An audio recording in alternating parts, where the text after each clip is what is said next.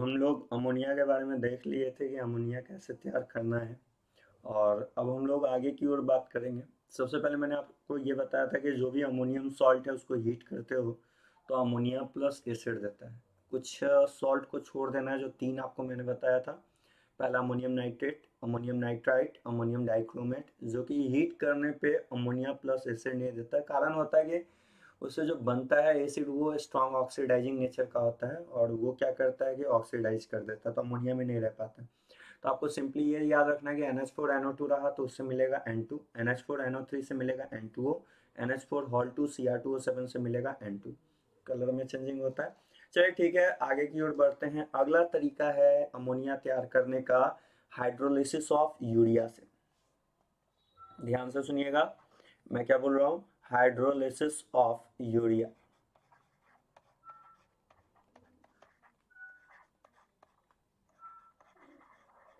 Urea के hydrolysis से हम लोग तैयार करेंगे अमोनिया को। अब जरा यूरिया के हाइड्रोलिसिस से कैसे होगा वो भी देख लेना है। यूरिया पे जैसे ही आप वाटर डालते हो तो वाटर डालते ही ये चेंज हो जाएगा। किस में चेंज होने वाला है, NH3 plus CO2 plus water में। आपको बता दें इसका हाइड्रोलिसिस का एक नॉर्मल सा वे बता रहे हैं। आप इसको ऐसे समझो, NH2CO, NH2 को यूरिया कह रहे हैं। दिमाग में रखने के लिए सिंपल सा लॉजिक बता रहे हैं। H, यहाँ O, यहाँ H, यहाँ से आप इसे बाहर निकाल दो, यहाँ से अगेन फिर आप इसे बाहर निकाल दो, तो यहाँ मिल जाएगा NH2 NH2 NH3, यहाँ पे निकल गया CO2। ठीक है ना। तो अमोनिया का जैसे ही आप हाइड्रोलिसिस करवाते हो तो आपको मिलता है NH3 प्लस CO2 मिलता है। लेकिन आपको बोल दें कि ये मेथड जो है बेस्ट मेथड नहीं है। कारण है क्योंकि ये हो सकता है कि आपको पता है ना कि NH3 किसका काम करता है, बेस का, और CO2 नॉन मेटल का ऑक्साइड है जो एसिड है, और एसिड बेस आपस में कभी भी साथ में नहीं रह सकता है। तो अगर आपसे पूछे कि यूरिया के हाइड्रोलिसिस से जो अमोनिया तैयार होता है क्या वो बेस्ट मेथड है या नहीं, तो आपको बोलना है this is not a best method. आपको बोलना है कि but this is this is not best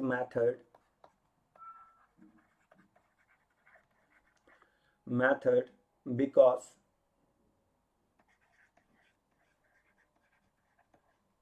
some NH3 converted to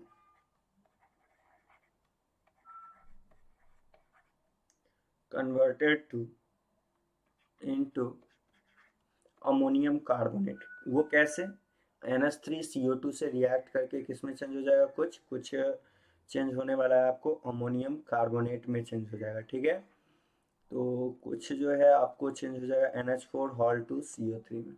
तो ये मेथड आप बोलोगे कि this is a not a best method for the formation of ammonia. Urea के हाइड्रोलिसिस से तैयार करने पे जो अमोनिया जो तैयार होगा वो परफेक्ट मेथड इसलिए नहीं है क्योंकि अमोनिया और CO2 मिलके रिएक्ट कर सकता है। अगला है कि दूसरा है कि hydrolysis of calcium cyanamide. Hydrolysis of cyanamide के हाइड्रोलिसिस से। ठीक है, साइनामाइड के हाइड्रोलिसिस से बाबू ये फिर अगेन इंपॉर्टेंट है, बैठा लीजिएगा। ठीक है, तो हाइड्रोलिसिस ऑफ साइनामाइड से कैसे करेंगे तो जरा ध्यान से सुनना है। मान लो कि मैंने लिया है CaCN हॉल 2, कैल्शियम साइनामाइड का वाटर से रिएक्शन करवा रहे हैं। वाटर से रिएक्शन करवाते ही ये चेंज हो जाएगा CaCO3 प्लस अमोनिया में। अब ये बेस्ट मेथड है, पूछो क्यों, क्योंकि कैल्शियम कार्बोनेट जो है एज अ रेसिड्यू के फॉर्म में नीचे बैठ जाएगा, अमोनिया गैस बाहर निकल जाएगा। यहाँ पे दोनों गैस ही था, अमोनिया भी गैस था, CO2 भी गैस था, तो दोनों एक दूसरे के कांटेक्ट में आके कुछ अमोनिया चेंज हो जाता अमोनियम कार्बोनेट में।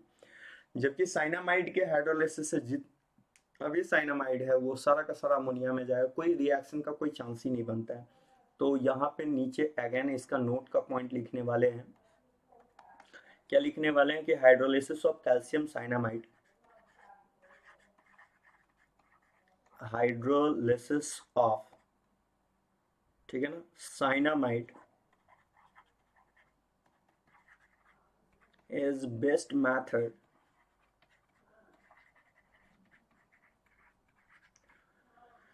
for manufacture of ammonia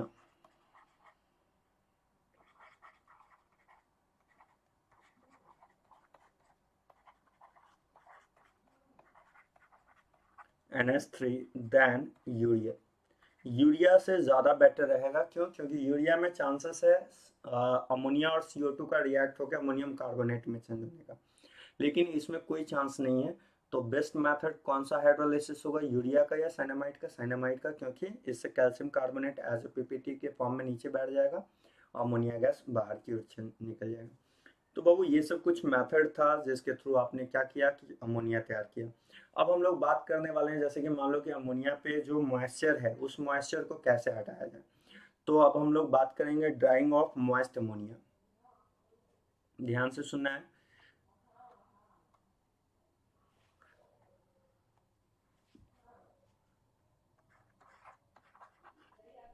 drying of moist NH3।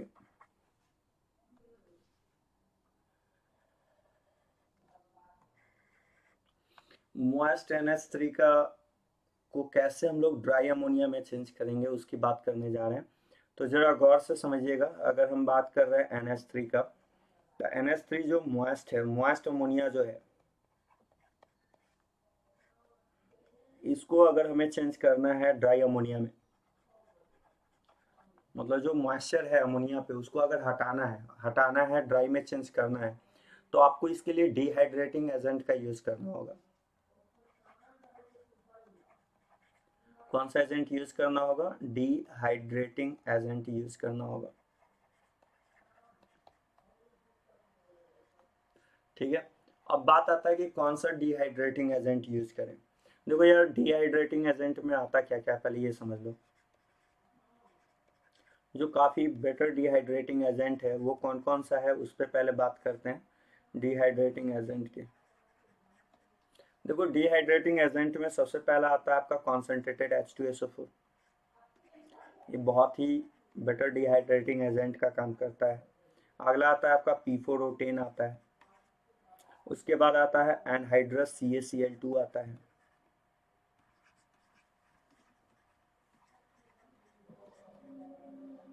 ठीक है ना। ये सब का सब जो है आपको क्या है, डिहाइड्रेटिंग एजेंट का काम करने वाला है। ये सब आपको बोलना है कैसा एजेंट है, डिहाइड्रेटिंग एजेंट है। अब डिहाइड्रेटिंग एजेंट है तो ये क्या करेगा कि सो ड्राई करने का काम करता है, मतलब कि मॉइस्चर को हटाने का काम करता है। लेकिन इसमें एक बात है कि ये सबको हम लोग मॉइस्ट अमोनिया से ड्राई अमोनिया में, मतलब कि ये सो मॉइस्चर हटाने के लिए अमोनिया में यूज नहीं करेंगे, क्योंकि ये रिएक्ट कर जाएगा, डिहाइड्रेटिंग एजेंट है ये। पहले तो ये बात बैठा लो। अब नोट का पॉइंट ये बैठाना है कि आप concentrated H2SO4, P4O10, CaCl2, all the above, all the, ठीक है ना, आप बोल सकते हो all the above cannot be used as a dehydrating agent, as a dehydrating agent, dehydrating agent for ammonia. Ammonia के लिए आप इसका यूज नहीं कर सकते हो as a dehydrating agent, because it will react with each other. ध्यान से सुनिएगा, ये डिहाइड्रेटिंग है। मॉइस्ट अमोनिया को ड्राई अमोनिया में चेंज करने के लिए आप इसका यूज नहीं कर सकते हो। वही लिखा है मैंने, concentrated H2SO4, P4O10, CaCl2, all the above can not be used as a dehydrating agent for ammonia. ठीक है ना। क्यों? क्योंकि ये आपस में रिएक्ट कर जाएगा, because it will react, react कर जाएगा। अब कैसे रिएक्ट करेगा उसकी भी बात करते हैं। तो डिहाइड्रेटिंग में आप H2SO4 P4O10 और CaCl2 का यूज नहीं कर सकते। देखो जरा ध्यान से बाबू, अगर आपने अमोनिया में मॉइस्ट अमोनिया के को डिहाइड्रेट करने के लिए डिहाइड्रेटिंग एजेंट में सल्फ्यूरिक एसिड लिया, तो आप तो सोचोगे कि सब मॉइस्चर हट जाएगा, लेकिन ये आपस में रिएक्ट करके चेंज हो जाएगा अमोनियम सल्फेट में। यहाँ पे हो जाएगा एसिड बेस रिएक्शन, ये बेस का काम करेगा, ये आपका एसिड का काम करेगा, एसिड बेस रिएक्शन हो जाएगा। सेम एज अगर आपने यहाँ पे P4O10 का यूज किया है, फिर अगेन नॉन मेटल का ऑक्साइड है, बेस का काम करेगा, अमोनियम फॉस्फेट का फॉर्मेशन हो जाएगा। अगर आपने CaCl2 का यूज किया है NH3 में, अगर आपने यहाँ भी NH3 ले लो, NH3 में अगर आपने CaCl2 का ये किया है तो बना लेगा कॉम्प्लेक्स NH3CaCl2 कॉम्प्लेक्स फॉर्मेशन कर लेगा। मतलब आपको दिमाग में बैठा लेना है कि नहीं, हम H2SO4 P4O10 और CaCl2 जो कि डिहाइड्रेटिंग एजेंट तो है, लेकिन इसका यूज नहीं करेंगे अमोनिया में, क्योंकि ये अमोनिया के साथ रिएक्ट कर जाएगा। और H2SO4 P4O10 तो एसिड बेस और CaCl2 में आपका कॉम्प्लेक्स का फॉर्मेशन हो जाएगा। ठीक है, तो क्या है कि केसो अगला बात आता है, तो क्या यूज करना है, तो आपको बैठाना है कि NH3 जो मॉइस्ट NH3 है, इसको अगर हमें चेंज करना हो ड्राई NH3 में, तो जो डिहाइड्रेटिंग एजेंट यूज करते हैं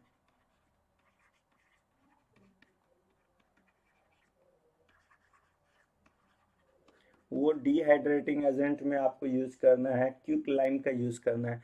क्यों, कारण भी बता देते हैं। डिहाइड्रेटिंग एजेंट में CaO यूज करोगे, जिसको हम लोग क्विक लाइम भी कहते हैं। कारण इसका सिंपल सा है, कारण ये है कि आपस में रिएक्ट नहीं कर पाएगा, क्योंकि अमोनिया एज अ बेस का काम करने वाला है और CaO भी आपको बेस का ही काम करेगा, कभी बेस बेस के साथ रिएक्ट नहीं करेगा। तो एकदम इम्पॉर्टेंट थीम है, इसको बैठा लीजिएगा। कोई पूछ ले कि अगर कभी भी मॉइस्चर हटाना है, तो मॉइस्चर को हटाने के लिए डिहाइड्रेटिंग एजेंट का यूज किया जाता है, जो वहां से मॉइस्चर को क्या कर लेता है, हटा लेता है।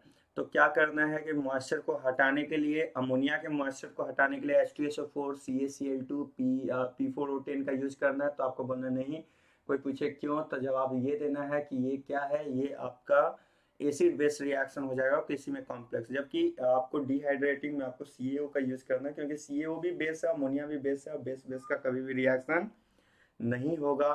तो डिहाइड्रेटिंग एजेंट के फॉर्म में आपको क्या यूज करना है, बताओ जल्दी से। डिहाइड्रेटिंग एजेंट के फॉर्म में आपको कैल्शियम ऑक्साइड का यूज करना है। ठीक है ना, तो ये बात को बैठा लेना है कि टू चेंज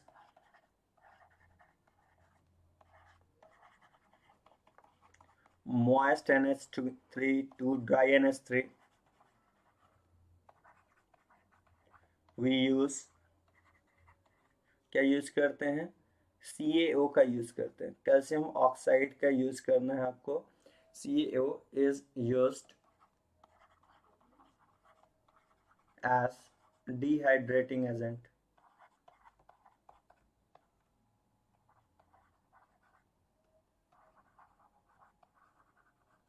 कौन सा एजेंट के फॉर्म में, डिहाइड्रेटिंग एजेंट के फॉर्म में। तो मेरे ख्याल से आपको ये बात अच्छे तरीका से समझ में आया होगा कि कैसे कैसे आपको मॉइस्ट अमोनिया से ड्राई अमोनिया में ले जाना है। चलिए अब आगे की ओर बढ़ते हैं। हम लोग देखने जा रहे हैं test of ammonia, test of NH3 की बात करने जा रहे हैं। अमोनिया का टेस्ट देखने जा रहे हैं कि कैसे हम लोग टेस्ट करेंगे अमोनिया का। तो देखो यार, अमोनिया का टेस्ट सिंपल है। पहला टेस्ट होता है कि आप NH3 का HCl से रिएक्शन करवा दो। क्या करना क्या है, जैसे कि मान लो मैंने यहाँ पे क्या किया है कि NH3 ले लिया है। क्या लिया है, NH3 लिया है, और यहाँ पे हम लोग एक रॉड ले रहे हैं, जिस रॉड में क्या करना है हम लोग को कि HCl का, रॉड पे HCl को भिगो देना है। ठीक है ना, HCl से भिंगा देना है रॉड को। HCl से क्या करना है, भींगा रॉड लेना है, रॉड ले लेना है, उसको HCl से क्या कर देना है, भिंगो देना है। ठीक है, जैसे ही ये NH3HCl के कांटेक्ट में आएगा तो यहाँ से एक फ्यूम आएगा, जो आएगा वाइट फ्यूम आएगा, और इससे कंफर्म हो जाता है कि NH3 है। मतलब कि NH3 का पहला टेस्ट HCl के साथ रिएक्ट करके ये अमोनियम क्लोराइड का फॉर्मेशन करता है, और जिसका वाइट फ्यूम होता है। कैसा फ्यूम होता है, वाइट फ्यूम होता है। ठीक है, तो पहला टेस्ट होता है अमोनिया का, test first. Test number second है नेस्लर रिएजेंट के हेल्प से। कौन सा रिएजेंट, नेस्लर। नेस्लर रिएजेंट से आप ट्रीटमेंट करवा दो। तो नेस्लर रिएजेंट में क्या होगा, नेस्लर रिएजेंट में सिंपल सा है कि आप ऐसा बोलो कि जब अमोनिया गैस को आप पास करते हो, पहले तो हम आपको समझा दें कि when NH3 gas is passed through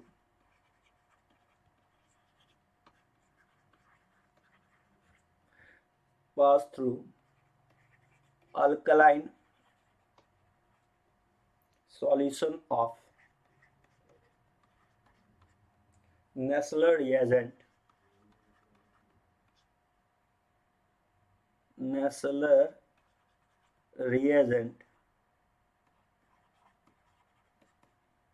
brown PPT या ब्राउन कलरेशन ऑप्टेंड, ब्राउन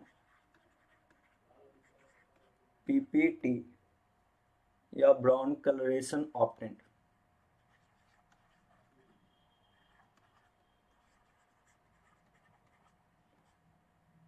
क्या होगा, ब्राउन कलरेशन ऑप्टेंड होगा।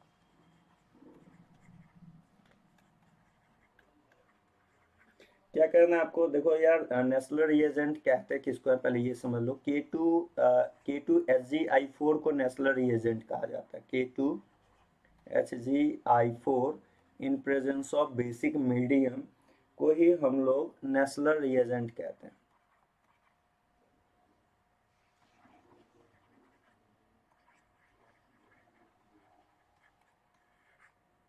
नेस्लर रिएजेंट किसको कह रहे हैं, K2HgI4 in presence of OH minus को ही नेस्लर रिएजेंट कहते हैं।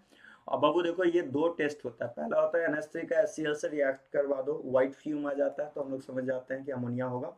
और दूसरा कि सो अमोनिया गैस को क्या करो कि अल्कलाइन सॉल्यूशन, मतलब नेस्लर रिएजेंट के अल्कलाइन सॉल्यूशन से पास करवाओगे तो ब्राउन कलरेशन आ जाएगा। तो ये भी टेस्ट होता है, अमोनिया का ही टेस्ट होता है।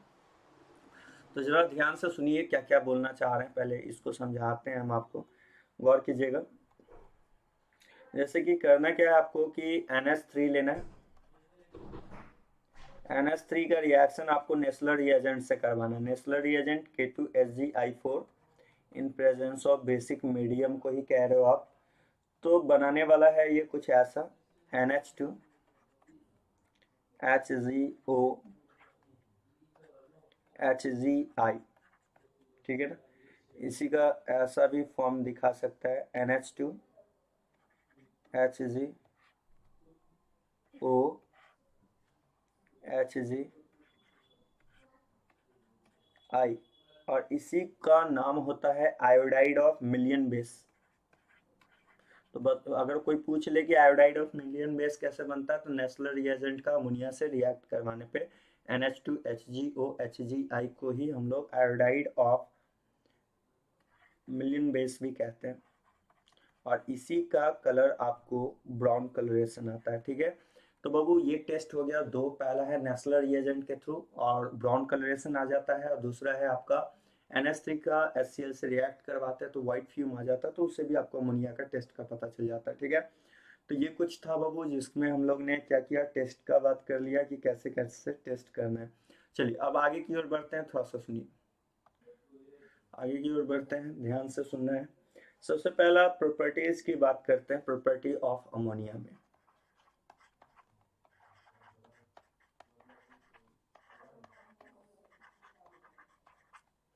Properties of NH3।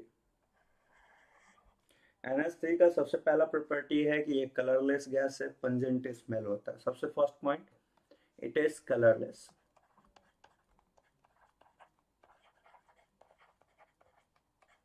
कैसा है? कलरलेस है। दूसरा कि स्मेल वाइज पंजेंट स्मेल होगा, ठीक है, पंजेंट स्मेल होने वाला है। नेक्स्ट पॉइंट आप बोल सकते हो कि melting and a boiling point जो है इसका, its melting and a boiling point,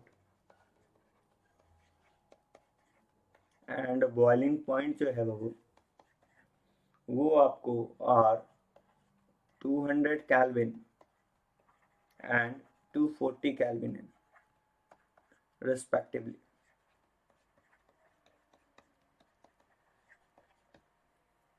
ठीक है, अगला पॉइंट आप बोल सकते हो कि ये क्या करेगा, रेड लिटमस को चेंज कर देगा ब्लू में। बोलने की जरूरत नहीं है क्योंकि आपको पता है कि ये बेस है और बेस का फंक्शन होता है रेड लिटमस को किस में चेंज करना, ब्लू में। तो हम लोग कहेंगे it change red litmus paper into blue में चेंज कर देगा। ठीक है, तो ये क्या करने वाला है कि जो रेड लिटमस है वो आपको उसको चेंज कर देगा, किस में चेंज कर देगा, आपको ब्लू में चेंज कर देगा। तो ये है वो कुछ आपको अमोनिया के बारे में मैंने आपको बता भी दिया। कॉम्प्लेक्स फॉर्मेशन हो रहा है, जो रिएजेंट का फॉर्मेशन कैसे होता है, ठीक है, अमोनिया कहाँ पे बेस का काम करेगा, कहाँ क्या सीखा, और कुछ कुछ प्रॉपर्टी आपने देख लिया है जिसको आपको बैठा लेना है। ठीक है, अब आगे की ओर बढ़ने वाले हैं हम लोग नेक्स्ट टर्म पे। ठीक है, तो ये तो हो गया आपका अमोनिया से रिलेटेड बात आपने देख लिया। ठीक है, अब आगे बढ़ रहे हैं। चलिए अब स्टार्ट करने वाले हैं फॉस्फीन के बारे में। दो कंपाउंड आपको सबसे मेनली याद रखना, प्रॉपर्टी तो बता ही दिए। अब आइए फॉस्फीन के बारे में, पीएच3 के बारे में।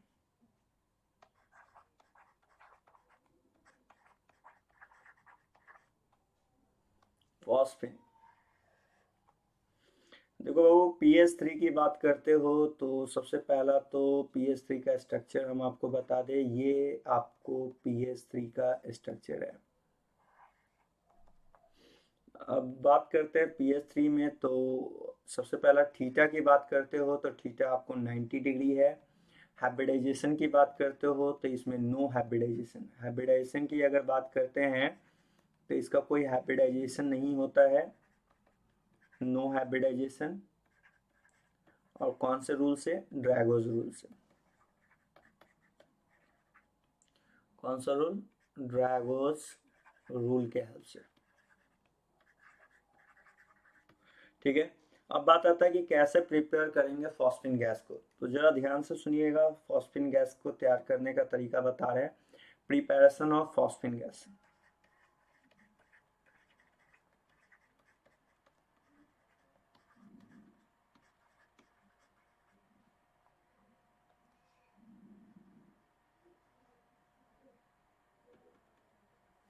पहला है कि PH4 का रिएक्शन,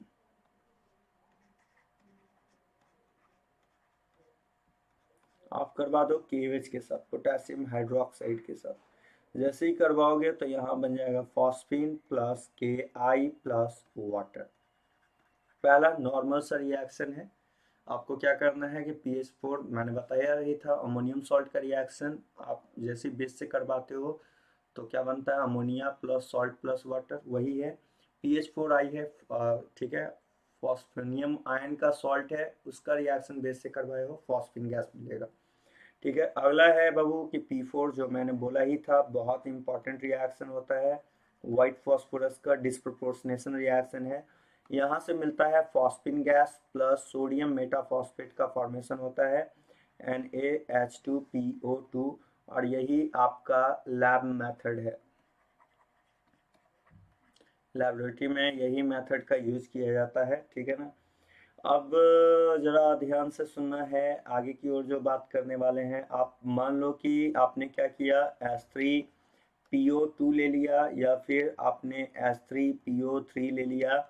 इसको भी अगर आपने हीट किया है तो हीट करने से आपको फॉस्फिन गैस प्लस H3PO4 का फॉर्मेशन हो जाएगा। अगला है बाबू, जरा ध्यान से क्या करना है हमें, कैल्शियम फॉस्फाइड लेना है Ca3P2 का वाटर से रिएक्शन, रिएक्ट करते ही ये बना लेगा calcium hydroxide plus phosphine gas मिल जाएगा। तो ये कुछ है जिसके थ्रू आप क्या करते हो, फॉस्फिन तैयार करते हो, प्रिपरेशन है फॉस्फिन का। ठीक है, अब आगे की ओर बढ़ रहे हैं हम लोग। अब आइए थोड़ा सा प्रॉपर्टीज वाइज बात कर लेते हैं, प्रॉपर्टी में क्या क्या पढ़ना है। सबसे पहला प्रॉपर्टीज में आप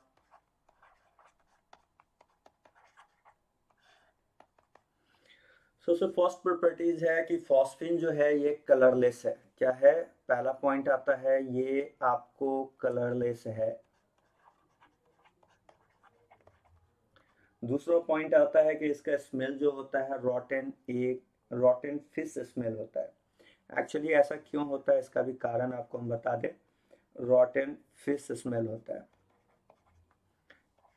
देखो यार, जो समुद्र में या पानी के अंदर जो होता है जो एक एल्गी होता है उसमें क्या होता है कि फास्फोरस पाया जाता है। वो फास्फोरस क्या करता है कि पानी के ऑक्सीजन से तुरंत रिएक्ट करके ये ऑक्साइड बना लेता है, और यही ऑक्साइड जो बन जाता है फास्फोरस के साथ, तो क्या करता है कि मछली जो है उसको जैसे ही ट्रैप करता है, खींचता है, तो जब मछली मर जाती है तो उससे जो स्मेल आता है वही ये स्मेल होता है, रॉटन फिश स्मेल होता है। ठीक है, उससे कौन सा गैस निकलता है, फॉस्फिन गैस निकलता है। ठीक है, तो आपको क्या मैंने बताया, पहला कलर का बात करते हैं, कलरलेस है, रॉटन फिश स्मेल है। दूसरा कि it is slightly soluble in water, water में ये स्लाइटली सॉल्युबल है, it is slightly soluble in water।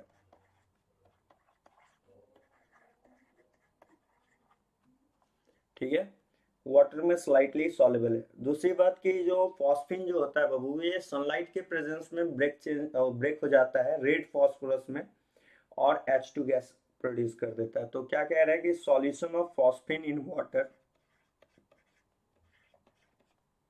solution of pH3 in water in presence of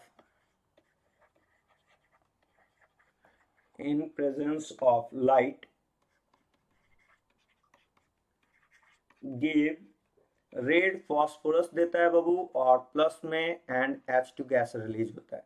मैंने क्या बोला कि जैसे फॉस्फिन है, pH3 है, वाटर में है, अगर इसको सनलाइट का प्रेजेंस मिल जाए तो लाइट H न्यूज लाइट का प्रेजेंस मिल जाए तो ये चेंज हो जाता है रेड फॉस्फोरस प्लस H2 में। अगला बात बाबू कि ये रिड्यूसिंग एजेंट का काम करता है, क्योंकि आपको नॉन मेटल से जो हाइड्रोजन है वो जुड़ा हुआ हाइड्रोजन क्या होगा, रिड्यूसिंग नेचर का होता है। तो ये है रिड्यूसिंग एजेंट का काम करता है, रिड्यूसिंग एजेंट का फंक्शन रखता है। नेक्स्ट पॉइंट बाबू कि ये हाईली पॉइजनस होता है।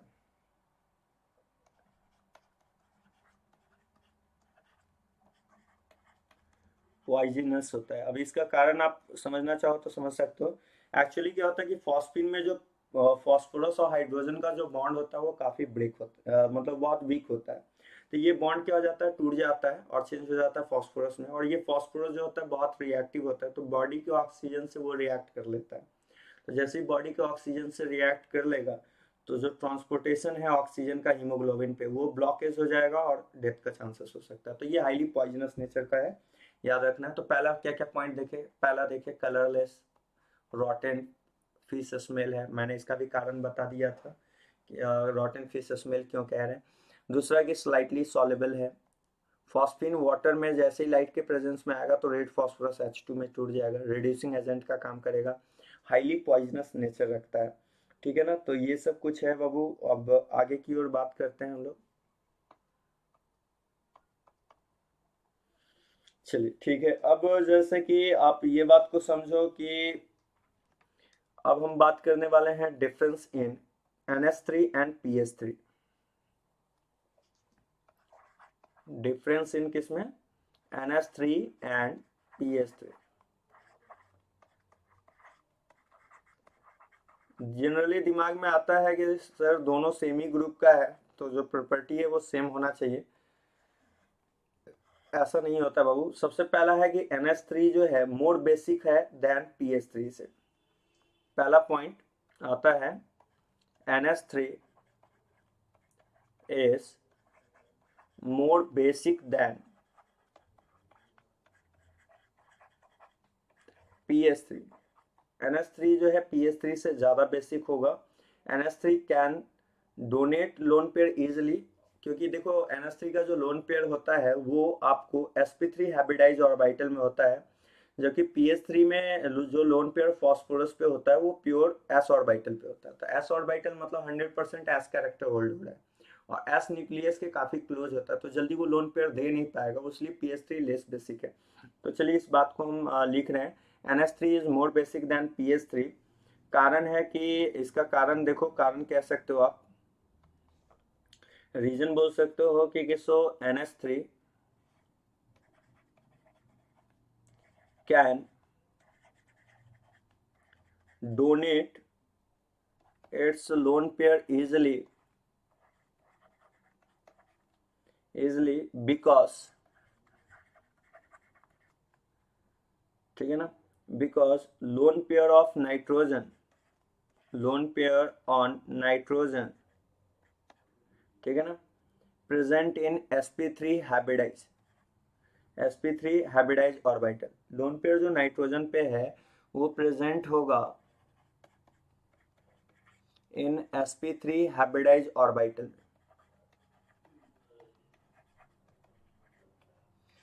अब वो sp3 हाइब्रिडाइज ऑर्बिटल में है, तो आप बताओ जितना ज्यादा s, आप बताओ न्यूक्लियस के क्लोज होता है s, तो जितना ज्यादा s कैरेक्टर होगा उतना स्ट्रांगली लोन पेयर बॉन्डेड होगा, और जितना लोन पेयर जो है दूर होगा उतना ही वीकली बॉन्डेड होगा। तो lone pair sp3 hybridise orbital में, पहला पॉइंट सर समझा रहे। दूसरा कि अगर हम फॉस्फीन की बात कर रहे हैं PH3 में, तो PH3 की बात कर रहे हो तो PH3 में जो lone pair of phosphorus is present in, lone pair of phosphorus is present in, अब कहाँ प्रेजेंट है, in pure s orbital, pure s orbital, pure s orbital because no hybridisation होता है, तो ये प्योर s ऑर्बिटल मतलब 100% s orbital में होता है। अब जरा ध्यान से समझो आप, आपके पास यहाँ NH3 है, यहाँ PH3 है, यहाँ का जो लोन पेयर है वो आपको sp3 में है, मतलब कि अगर परसेंटेज s निकालते हो तो s 1 है, टोटल 4 है, गुना 100 करके ये 25% हो जाएगा। जबकि फॉस्फीन में जो लोन पेयर है वो प्योर मतलब 100% s में होगा। 100% s में है तो जिसमें s कैरेक्टर ज़्यादा होगा उसका लोन पेयर उतना ही टाइटली बॉन्डेड होगा, तो जल्दी दे नहीं पाएगा। तो बताओ यहाँ 100% एस कैरेक्टर, ध्यान से देखो, और यहाँ 25% एस कैरेक्टर है, तो यहाँ कम एस कैरेक्टर है तो ये लूजली बॉन्डेड होगा और जल्दी दे देगा। यही कारण कि बेसिक वाइज हम लोग बोलते हैं कि NH3 ज़्यादा बेसिक होता है PH3 से। दूसरी बात कि आप ज़रा ध्यान से सुनना, अगला बात आता है, दूसरा डिफरेंस है कि आप बोल सकते हो कि सो NH3 जो है ये आपको डिफरेंस क्या है, अगला आप ये बोल सकते हो कि NH3 कॉपर सल्फेट के साथ कॉम्प्लेक्स का फॉर्मेशन करता है जबकि PH3 नहीं करता है। तो बोलेंगे कि NH3, अगला point, formed complex formation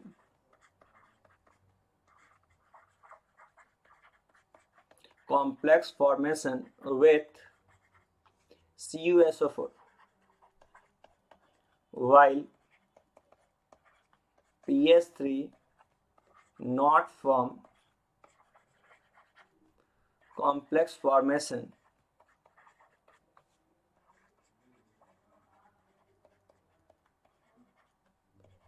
with CuSO4, ये नहीं करता है, जबकि अमोनिया जो है कॉम्प्लेक्स का फॉर्मेशन करता है। मैंने आपको बता ही दिया था, बहुत ही इंपॉर्टेंट रिएक्शन होता है NH3 का CuSO4 के साथ, आपके दिमाग में होना भी चाहिए। स्विट्जर रिएजेंट कहते हैं, और ये बना लेता है CuNH3 Hal4SO4। तो देखो यार, ये जब कॉपर सल्फेट का अमोनिया से रिएक्शन करवाओगे तो ये कॉम्प्लेक्स फॉर्मेशन करेगा, यहाँ पे कॉम्प्लेक्स का फॉर्मेशन हो रहा है। जबकि अगर आप PS3 का रिएक्शन अगर आपने कॉपर सल्फेट के साथ करवाया है तो यहाँ कॉम्प्लेक्स फॉर्मेशन नहीं होगा, सीधा फॉस्फाइड बना लेगा, Cu3P2 प्लस H2SO4 का फॉर्मेशन हो जाएगा। ठीक है ना।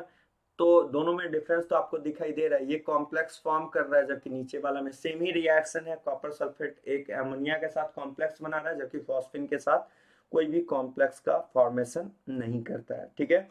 अगला आता है बाबू कि किसो जो आपका फॉस्फिन जो है इसका यूज किया जाता है एज अ होल्म सिग्नल के फॉर्म में। ठीक है ना। तो इस बात को भी थोड़ा सा समझना है।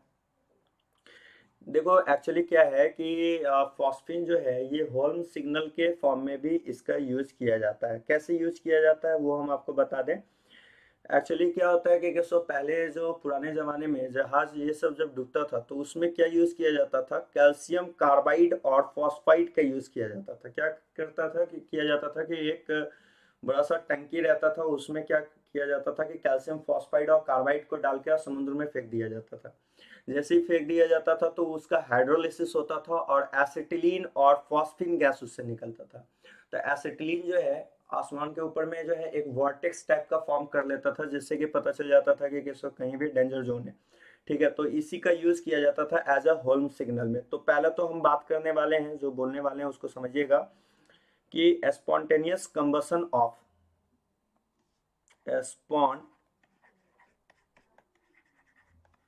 spontaneous combustion of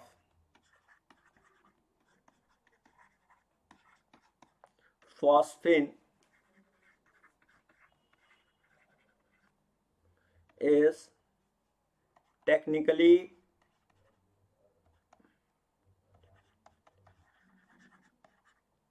ठीक है ना used in Holm signal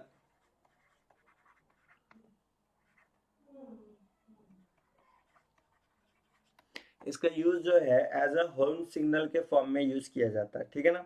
अब क्या होता है सो समझना है, पहले आपको समझा रहे हैं, इस बात को समझो। आप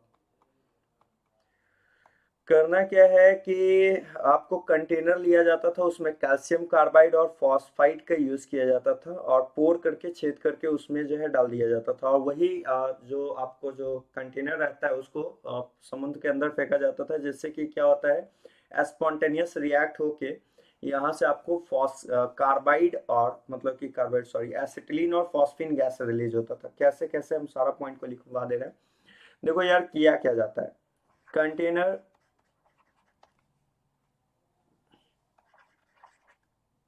containing ठीक है ना कार्बाइड, कार्बाइड में CaC2 का और phosphide and calcium phosphide.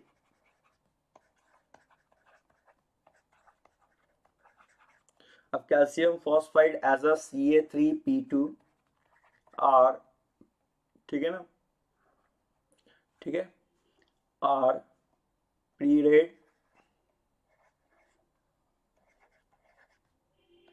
and thrown in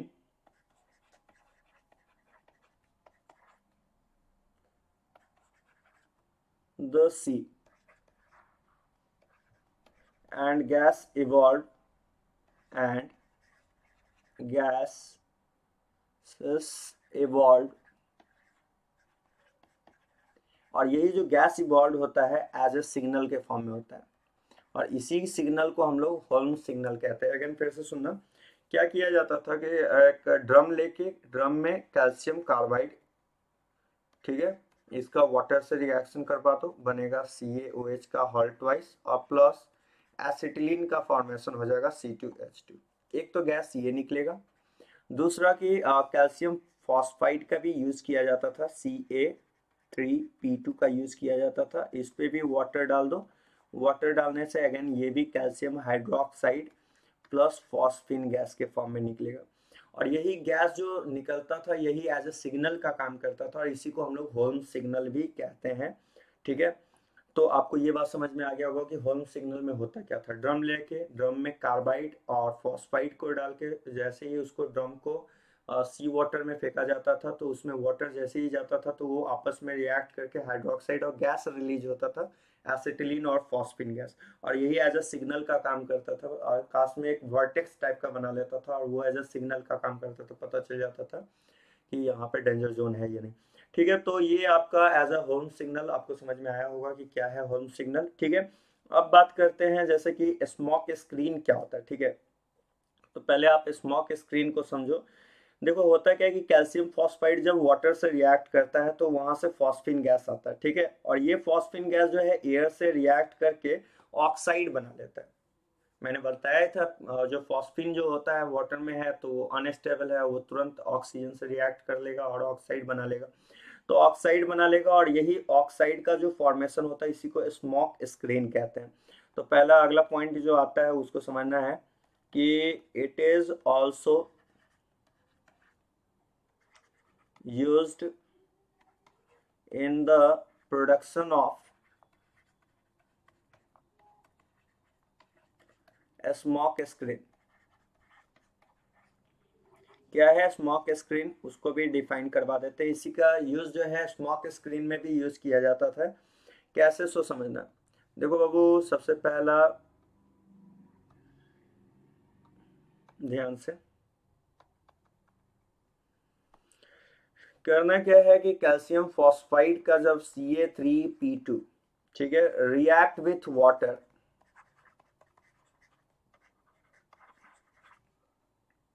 and produce, ठीक है, क्या प्रोड्यूस करता है बताओ, phosphine gas PS3, which burn in air,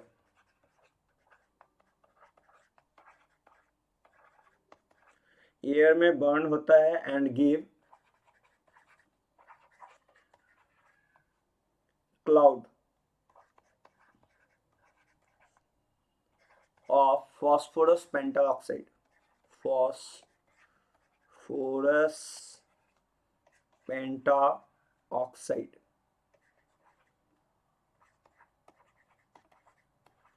that act as smoke screen का काम करता है। ध्यान से सुन लीजिए एक बार, फिर से मैं रिकॉल कर दे रहा हूँ। देखो यार क्या होता है कि होम सिग्नल में किया क्या जाता है, कैल्शियम कार्बाइड और फॉस्फाइड को, ठीक है ना, ड्रम में छेद करके उसमें डाल दिया जाता है और उसको जैसे सी वाटर में डालते हैं तो डालते ही वहां से दो चीज रिलीज होता है, एक तो फॉस्फिन गैस निकलता है, दूसरा आपको एसिटिलीन निकलता है। ठीक है ना, और ये जो गैस निकलता है ये एज अ सिग्नल का काम करता है।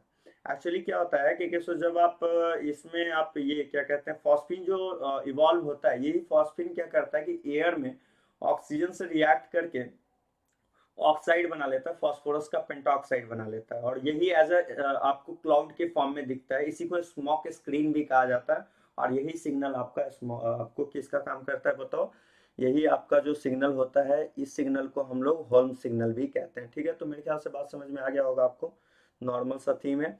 तो ये है आपका कुछ। अब चलिए आगे की ओर बढ़ते हैं। तो आपका जो आपने अभी तक जो देखा, क्या क्या देखा, हॉर्न सिग्नल क्या है, रिड्यूसिंग क्या है, ऑक्सीडाइजिंग क्या है, तो यहाँ से आपका हाइड्राइड भी क्या हो गया, समाप्त हो गया।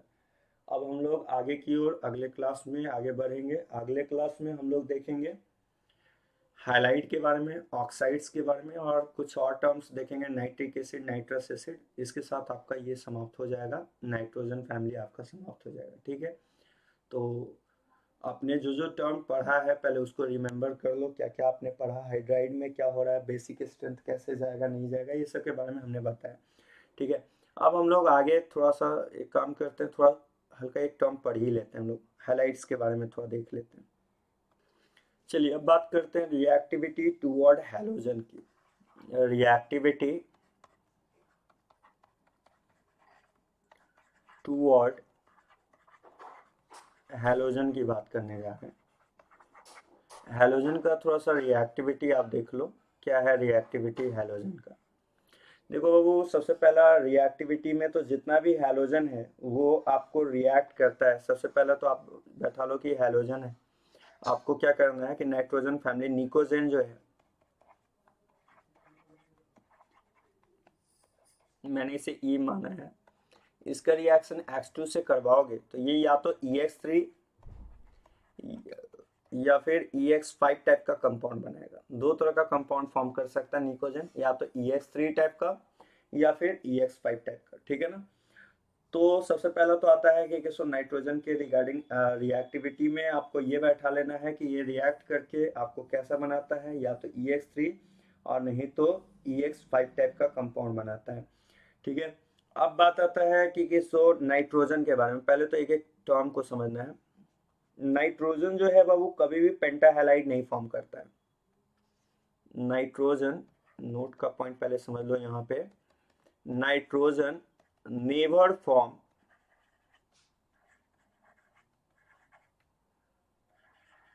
पेंटाहेलाइड। नाइट्रोजन कभी भी पेंटाहेलाइड फॉर्म नहीं करता है।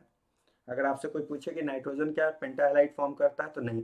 एक्चुअली इसी पे क्वेश्चन बनता है कि PCl5 formed but NCl5 not formed, explain। not formed, explain।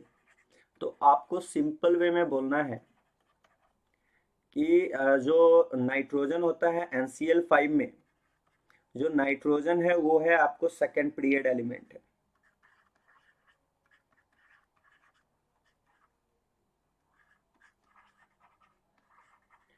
और maximum number of electron, maximum number of electron in second period जो होता है वो 8 इलेक्ट्रॉन होता है। मैक्सिमम 8 ही इलेक्ट्रॉन जाएगा सेकेंड पीरियड में। मैक्सिमम कितना इलेक्ट्रॉन जाने वाला है? 8 इलेक्ट्रॉन जाएगा, उससे ज्यादा नहीं जाएगा। while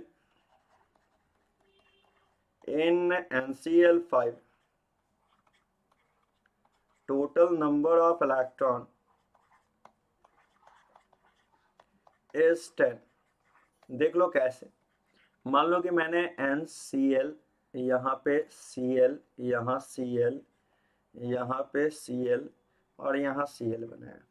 तो आपको पता है ना सिंगल बॉन्ड में 2 इलेक्ट्रॉन होता है, तो ये 2, 2 4, 2 6, 2 8 और 2 10।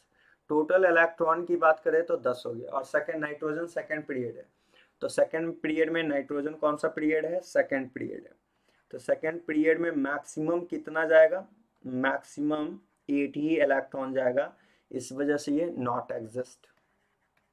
NCl5 क्यों नहीं एग्जिस्ट करता, क्या कारण बताओगे आप? सिंपल बोलोगे कि नाइट्रोजन एक्चुअली है क्या कि सेकेंड पीरियड का है, और सेकेंड पीरियड में आपको मतलब 8 इलेक्ट्रॉन से ज़्यादा नहीं हो सकता है, इस कारण। तो देखो यार, नाइट्रोजन निकोजन का जब X2 से रिएक्शन करवाओगे तो या तो ट्राईहेलाइड बनाएगा या पेंटाहेलाइड। पेंटाहेलाइड में नाइट्रोजन कभी भी पेंटाहेलाइड फॉर्म नहीं करेगा, क्यों? क्योंकि उसमें मैक्सिमम कितना इलेक्ट्रॉन होल्ड हो सकता है? 8। और NCl5 में मैक्सिमम कितना चला गया है?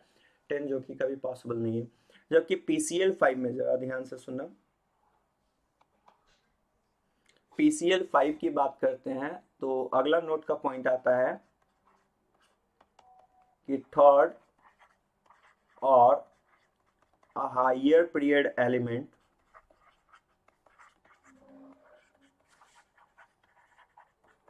can accommodate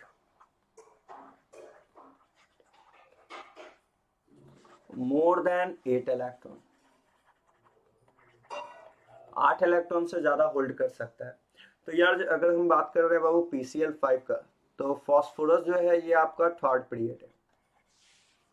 अगर हम एक काम करो, मैंने बात किया PCl5 में, तो इन PCl5 phosphorus belong to third period,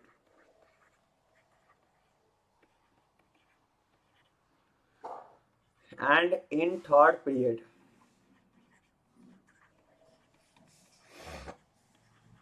maximum number of electron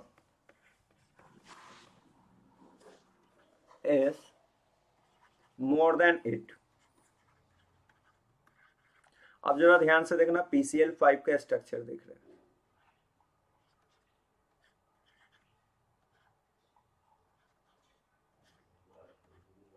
ठीक है। आप गौर कीजिएगा, यहाँ पे 2 इलेक्ट्रॉन, यहाँ 2 4, यहाँ 2 6, यहाँ 2 8, यहाँ 2 10, इलेक्ट्रॉन 10 आ रहा है, तो ये इजीली होल्ड कर सकता है।